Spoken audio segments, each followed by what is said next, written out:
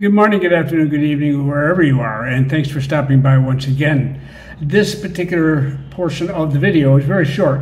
It replaces another beginning, and I had it up at YouTube, and I was just running through it to make sure everything was okay, and it wasn't. In the beginning, there was a screw up there that was just wrong, so I had to take it down. I removed that little segment, and now I'm taping this to place back in before I continue with the full video. Now, that earlier section, I'd explained how I'd come down in 2004. I had been back and forth frequently during that period up until about 2007-8 when I came down and became a full-time resident. Throughout that period, while I was down here about half-time, I talked to expats all the time, and I also had retirement wave up, and so I was in constant communication with people, and the numbers were beginning to add up. And by the time I came down as a resident, there was a lot of people, and it was a busy site. So I began to get some very strong impressions about what was motivating people, how they were thinking about real estate in Panama. In this particular period, it was the people from North America, US, and Canada who were the primary groups. That has changed somewhat now as there are more and more people from other countries.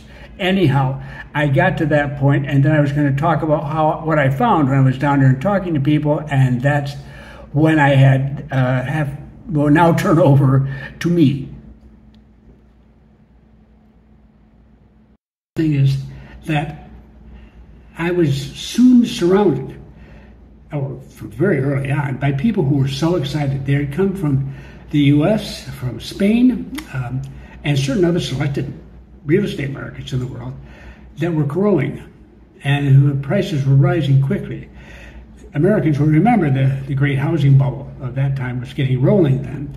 It was also getting rolling in places like Spain, but a number of locations too. I won't go through them all. Who cares now? That's history. But the point is that in those days too, we had a much higher portion of the people coming down were Americans. It was just not so much. And then the second group, often third or fourth, were Canadians. Not bad. Now Canadians aren't even in the top 10. And Americans usually are third, but by a distance. So it's not because we've shrunk so much as others are growing. The whole world has changed so dramatically since that first decade. And I watched people spending way too much money. They had sold, these are people who had sold their homes that they had purchased in the 1960s, 1970s, whatever. Now it was 2005 or something, and they sold at a much higher price than they had anticipated back when they started first planning retirement in the 1990s, then seeing the stock market collapse and thought that wiped them out, and then suddenly their house became a store of great wealth, and it was growing now, and it was so, and they did, and they came down, and they had plenty of money. This market was still very low-key. It didn't have a lot of people coming in. It was underway, started around 2003, but it was just really getting rolling. So there were real bargains to be had, but in the face of all the money, the wave of money coming in from outsiders, I think Americans actually reached as high as 15% of expats coming in at that stage, which has not been equaled for quite a while. I'm just keeping everything in perspective here. They raised the prices right through the roof. They would pay. I'd sit there in pain. I saw a lot of people in those days. I had a website, but as today, no advertising at the website, no promotion of the site whatsoever, no charges for sitting and having coffee and a chat when you come here. I've talked to so many people, and I have communicated it by email with so many people over the years. It's just crazy. I really don't know. But anyhow, be that as it may, I was very nervous about what was going to happen to some of these people because they weren't in Kansas anymore. They weren't in Minnesota. They weren't in Oregon. They weren't in New York. They weren't in Georgia. They were here. And it was a different market. And many of them had made money in the U.S. market and were convinced they understood real estate. No. They understood real estate in Georgia or in Oregon or one place or another, or Ontario, but they didn't know it here. And it's different, and it's always been different, and it remains different today, okay? So that was a dangerous mistake many made, that they knew what they were doing when they arrived. Okay.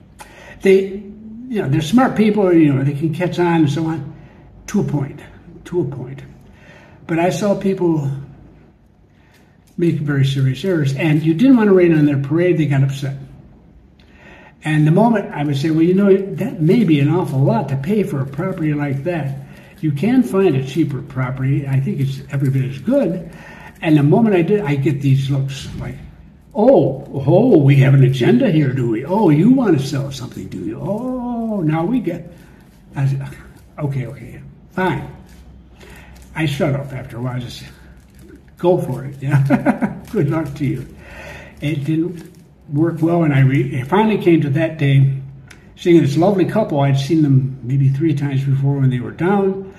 They had their residency visas. Everything was in place except he hadn't sold his home, and he couldn't sell it to save his soul because he couldn't get in front of a falling market, falling price. He kept chasing it down, and he would sit there, and I'll never forget it, pounding his fist ever so softly but ever so clearly on the table in front of him while looking off into the distance, saying, I know exactly what my house is worth, and I will not take a penny less. And in my head, I was thinking, as a buyer, I know exactly what your price is going to be. It's what I offer you and not a penny more. In other words, you're looking at it the wrong way. You don't know what your house is worth until you put it on the market. Then you find out if you've done a decent job of advertising. Many things can interfere, but don't assume something unless you have good common knowledge. Now, he had been chasing this sale for over a year or so, and anyhow, I don't believe they ever made it, but I may be wrong. And if they're here and they're listening to this, I don't even remember your name. It's okay. You're safe. But it was so sad. So sad. Now we have the opposite. Now I have people coming in, they're very, very cautious. If you wanted the real killer buys, they were here 2 years ago. You weren't. No, you didn't show up. I wonder why. Well, of course, I understand why. It takes time. But the market here took a long time to get rolling because it just doesn't, they don't do well at promoting real estate outside to people outside the U.S. They're just awful, terrible at it, and they are dependent on the kindness of others. In other words, that they get written up somewhere else, and of course there's good old international living. It doesn't have the impact it used to have, much less now, but still, it's there. And they haven't learned yet how to reach out and to really connect to the buyers, the potential buyers. So they don't know the changes they have gone through, and I do, because I connect to these people all the time. I'm very bizarre in this business. Because I don't, if you know people on the basis of money, and if that's a major factor in their even being able to see you or whatever, that is going to give you a completely different world. You have a subset of the public. I have it from everywhere under the sun, in all levels of income and different nationalities and so on. And things have changed, and a 63-year-old, which is sort of the average from, I would see, about when I first got down here, who's now probably 80, 81 years old. He or she has moved on and is happily living here or returned for health care or maybe passed away. All right? That generation has grown up very big time. Now the ones who are coming up, they were in their 40s when I was first here. I saw a few of them, but hardly any. I was doing the surveys of American people. I don't want to get involved in that, but we did huge surveys. I wrote for Barron's twice on it. I've written for all sorts of organizations. That's what I was, when I was interviewed on CNBC and everything else. It was about the fact that I discovered through the use of statistically valid independent surveys that the great majority of people interested in relocation and actually seriously planning on it were not retirees. They're not even close retirees, or a small segment. They were much younger, and astonishingly so, in their 20s and 30s. And this is 15 years ago or whatever. It was 2007 when I came out with the first Burns article, and that's when I was on CNBC, so that would have been 14, going on 15 years ago. And I remember Erin Burnett, who was at that time with CNBC in Street Science, she asked me she just mentioned to me when the camera was not running or whatever. She was looking down at the floor, and she said, I don't understand it. You're telling me all these young adults in their 20s and 30s, they want to leave the United States. Why would they want to do that? They have so much there. And I'm sitting there and I say to myself, you're 31, and that's what she was. And I'm 62, which is what I was. I'm twice your age, and you don't get this? And it's probably because you're really well off. You got a great job. You're doing good, and you're making good money. And of course, but there's your whole generation is not in your position. I was sort of mean-spirited of me to think, I think, because I think she was really trying. She just doesn't, in her business, she rarely ever spoke to any. Now she's changed. She's turned her efforts toward a younger adult population now, she's getting into her middle age. Oh, well, we all do that. But I think she has a far more nuanced view now than she did back then, perhaps. I liked her. She was a wonderful person. She asked very good questions. It was just that moment in time when I realized there's a disconnect within the generation as well. But that's gone. We have young people all over the place. I deal with Gen X. I deal with Gen Z, and millennials here, and they bring money. Some of them bring more than you. They are interested in buying, some of them to rent. They don't usually get the nomad visa, because the one we have down here is crappy as far as I'm concerned, very poorly thought out. But if you're an American or Canadian, you get 6-month visas coming down, because those two countries give Panamanians 6-month visas, so it's reciprocal. And you can stay here for 6 months, and then you can make up a lot of decisions of what you want to do and so forth, almost as if you were on you can earn money, not locally, but you can earn it on the internet or whatever it is. You can work from home, from down here, and all you have to do is be a tourist, and it's not a problem. And you're not liable to taxes here on income outside Panama. So this is fine. We got lots of people down here for a variety of reasons. Now, but with that group, which follows the YouTube channel, and that includes younger people, younger people, but it's still predominantly people who probably they're 50, 55 and up age group. They tend to be very, very conservative, and they're not sure, and they put it off, and they wait a little bit longer, and so on. Guys, a floor is being built every day because we've got things going on, whether it's the copper mine or it's the canal and how much water it has and all this sort of stuff. And you're missing the broader movement that's going on. But our economic growth rate at this point is supposed to be at 5% for this year. We're running up around 8-9% through May. It's going to be hard to bring it down to 5%. The economy is far more diversified. So my guesstimate, and you know well enough to me, I hope by this time, certainly if you read my newsletters or you've seen enough of my videos, that I do not predict the future. But I'm telling you, the odds are that this market is going to get through whatever it has to face, and we have an election year here, which is always a stress point, but not like it is in some countries. At least to this date, we've never had people riot please, over an election campaign? No. Very strong views, a lot of activity. Corruption is the issue of the day here, and people are being arrested, are being sent to jail, are losing appeals and going back to jail. Things are happening that would never have happened in past years, and they're happening now. And you can feel the momentum growing for that. So it's going to be different coming down the road, and that's fine. This is for the Panamanian people to decide.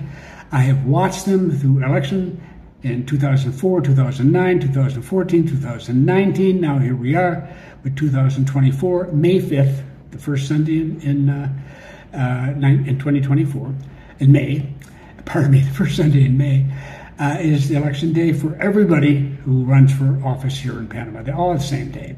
And we're all going to be very thankful when the deathly silence descends in the next few days afterwards, when the talking stops.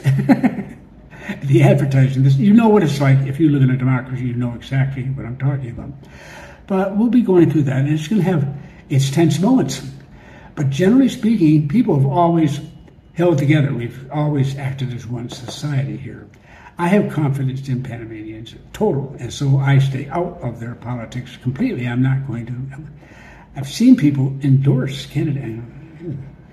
No, never happened here. They run the country. And that's why there are so few people who are let in with citizenship from other countries, to tell you the truth, because they're not going to give that up. It would easily be sucked up just by Colombians alone, you know. They get the country back. No, not that way. So, I in jest, of course, to our Colombian cousins. But the simple fact of the matter is that's the way it is, and I do have faith in them. So we're going to get through this, and we're going to come out of it. Now, if you're thinking in terms of the future, of either buying at a lower price than you might have to in the future, or resale at some point later in the future, now you might want to come down sooner than later. As I say, I could have some horrible piece of news tomorrow, but it probably isn't going to upset the entire apple cart. We have a lot of more going on than you know, okay? And we're going to get through this El Nino. We have big projects to prepare it, and there's a lot of pressure now to get those underway. They've been stalling, hoping things wouldn't get any worse, you know, the usual routine. We're so good at putting things off until there's a crisis. Now we have a crisis, now we're moving. Okay, fine. It is happening. And I know people will be concerned, what about this, what about that, if you've heard about it. The fact is that we already have a point, the market's already at a point where people, generally speaking, the ones wanting to rent aren't interested in selling, and they can hold on, and they can do it for a surprising amount of time. Those who had to sell, and really very important, have sold. The real bargains, you know, woof, yeah, they've come and gone. You always will have a few people highly distressed to sell. Not so much now. Plus, Panamanians have a way of dealing with these things, with their banks, everything. It's a large city. It's a city-state. A little over 4 million people, about 4.2 million people living in it. So that's smaller than a lot of cities or metro areas in many countries of the world.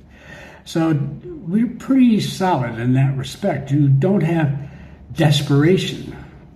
Come on, what do you think we've been doing the last couple of years now? We've been sorting things out. The terms of mortgages have been redefined, and whatever necessary to get through this particular phase.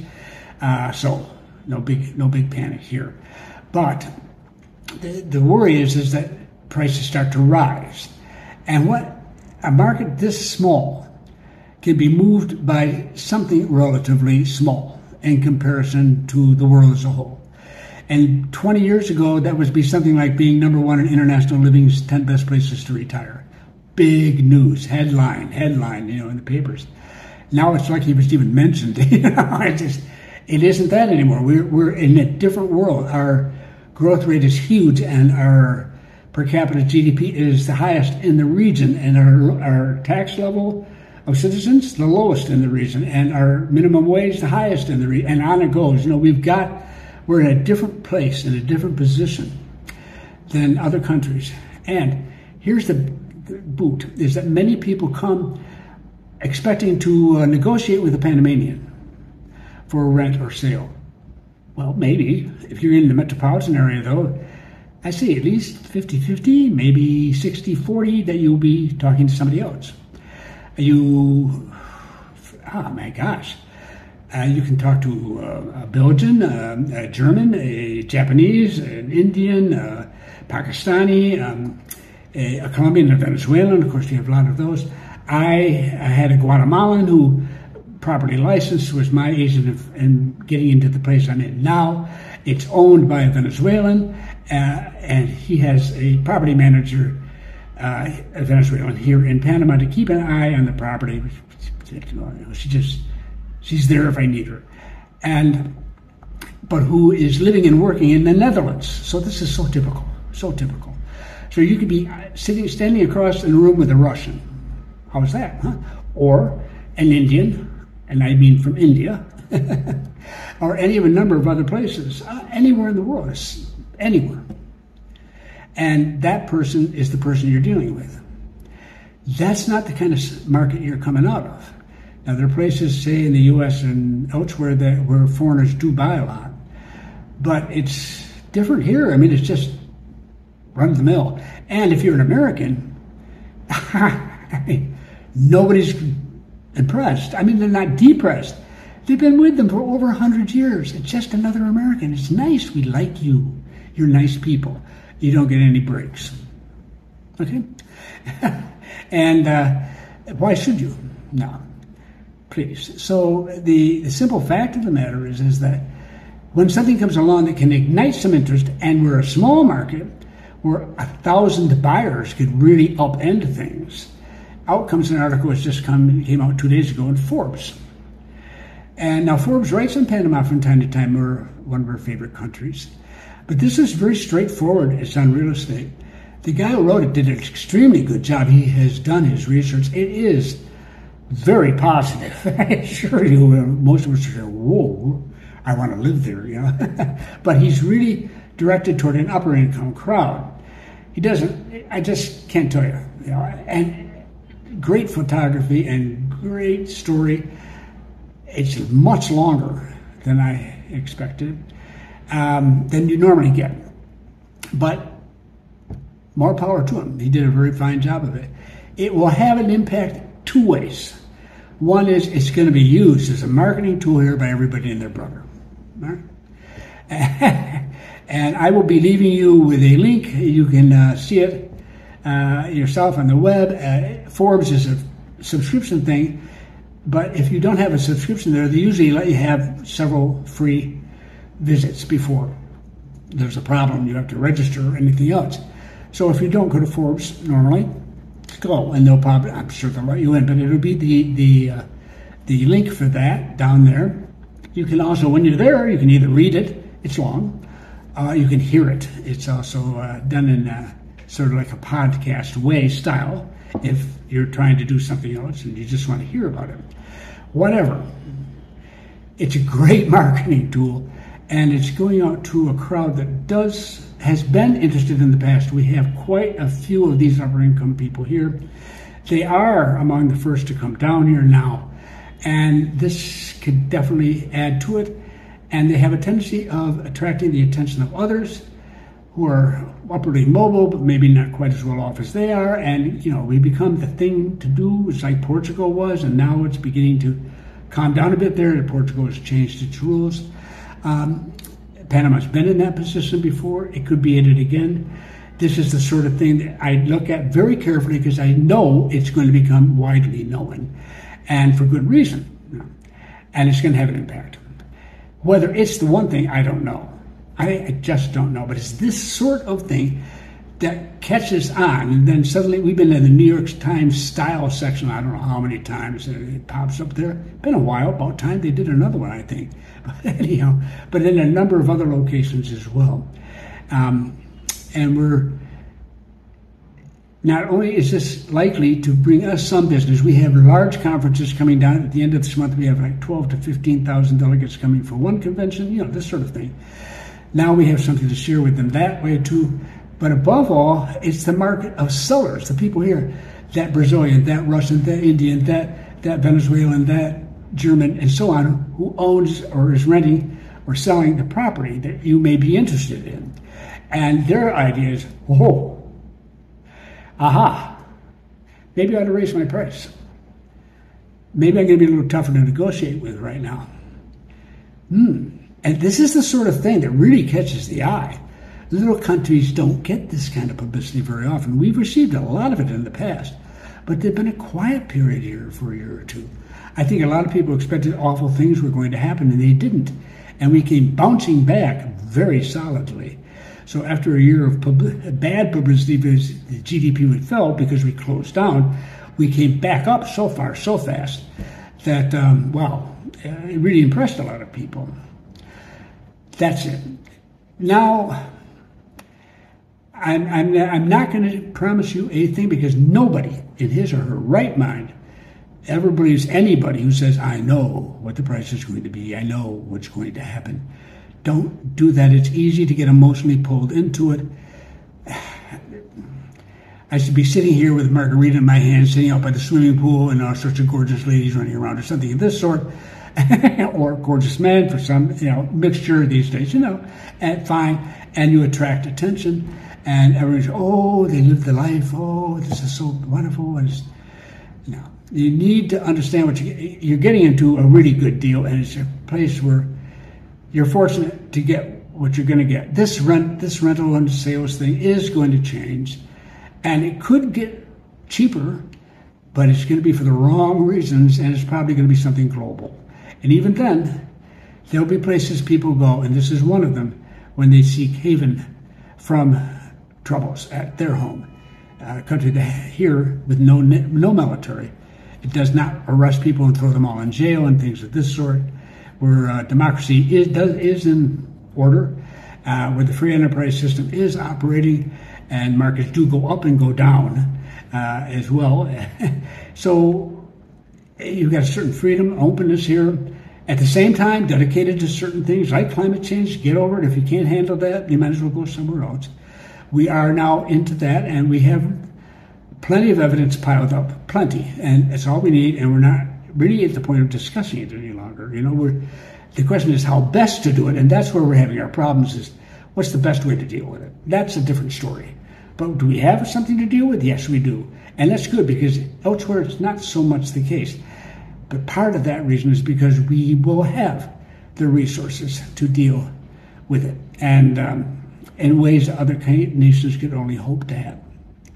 I'm going to leave it at that. I'm just saying, though, this has been a long one already, and I recognize it's just me babbling on, so on. Well, that's what you get, It's authentic, believe me, and it certainly is not because I expect to become a rich man off your massive subscriptions I sell for my special newsletter and my special little book on Panama and everything else. Forget it. you can send me a bill for all the money you've sent me. No, it's sort of silly anymore. But anyhow, that's it. And I hope you get a chance to come down. If you're seriously interested, you can't come now. It's all right. Don't lose sleep over it. These things can be delayed. You never know what's going to happen. I know that well. But if you can, it never hurts to come down while it's still hot here. And it's still hot up there too, yeah. Because you have less competition and people will have less expectations for higher bids. It's that simple. So I hope to see some of you soon. We got people coming. That's good. More the merrier. But in any event, I wanted to say that and not make the mistake I made in the first decade, which is to say nothing at all. And I'm not going to beat you over the head with this. I just needed to get it out there. And I did. Thank you for stopping by.